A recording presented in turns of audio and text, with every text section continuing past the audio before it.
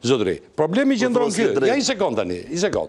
Problemi qëndron, kjo që ka çështje brezër, Pele ka fituar sa Altin, 3 Kupa Bote. 3 Kupa Bote. 3 Kupa Bote.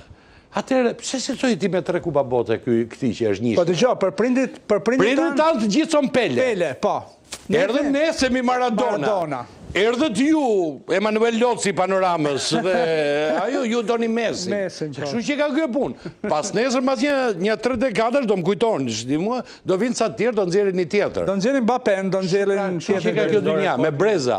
Por, të nuk të gjenjejnë ato 3 Kupa Bote që ka marrë ai Xhaxhi Pele atje. E ke parasysh në Brazil. Shikoj në intervistë sa tha Pele, se u tregu shumë e zjut.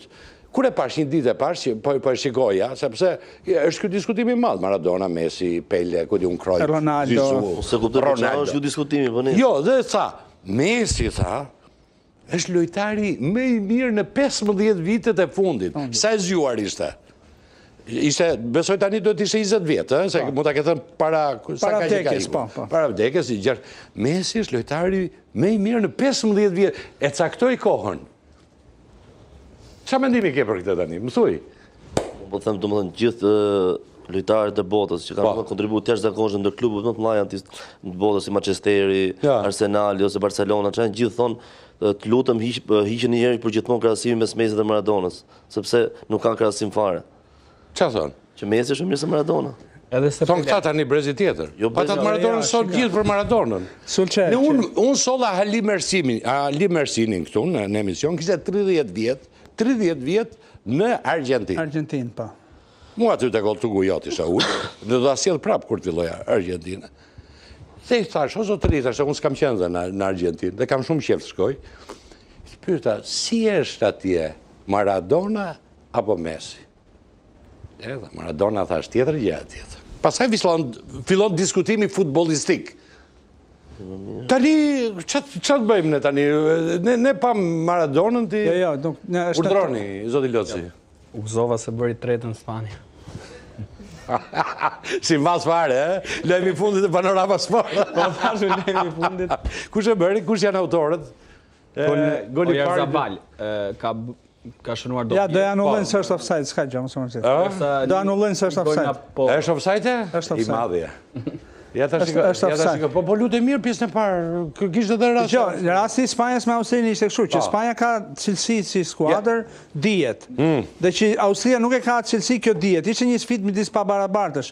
Ajo që Austria mund të bënte është të limitonte dëmet, domethënë të t'ia nxinte jetën sa më shumë Spanjës. Dhe në farsaj mase e bëri, por me pësimin e golit pastaj. Ja fusimi që Camarillo zjelen nga Austria, nga momenti për të folur pak edhe për Austrinë, duket që ky është valçi fundit i Austrisë në Kupën e Botës.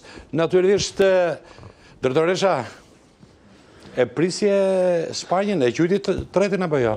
3-0? Veç për Zvicrën pyetëm. Nuk do për ekip tjetër. Unë vetëm për Zvicrën dhe Gramshin do të pyes. 2 gjëra. Edhe për Tiranën mundesh. Për Tiranën? Çfarë them për Tiranën? Jam Tifozë Tiranës? Po, kam qenë drejtoresh aty. Në çdo vend drejtoresh, ë? Nuk e ndroj postë. Mire ke drejtoresh, ka lezet. Është bardhë blu. Nuk e trajton atë gjën. Ja, asnjëherë. Kështu që bardhë blu. Bardhë blu. Po pse Gramsci çfarë uniforme ka? Si e ka? Bardhë blu. Në rregull si e ke. Bukuri. Emanuel, çka ka të res në ditën e sotme në lajm të rëndësishëm? Në gjithë kampionatin. I kampionatit botëror, thjesht doja të shtroj një statistikë veçantë për Spanjën, po fiton një ndeshje domethënë me eliminim direkt pas 16 vitesh, është mjaft interesante për shkak se është eliminuar 2 herë përmes penalltive, rresht nga Rusia, Maroku, dhe domethënë kjo fitore si duket edhe i ka çiruar është përfaqësuesja që nuk ka pasur asnjë gol deri tani, ndërsa Lamine Yamal po ashtu një lojtar i cili nuk duhet të hequr nga vëmendja, pasi është një futbollist i cili me Spanjën në çdo ndeshje të kampionatit evropian, domethënë në fazën e grupeve të botërore. Yamal sigur nuk ka të njëjtin ndriçim. Në 11 ndeshje Spanja me të si titulari ka fituar të gjitha. Asnjë lojtar tjetër se ka këtë statistikë 100% për momentin. E kuptoj. Gjërat veçanta që vijnë sy.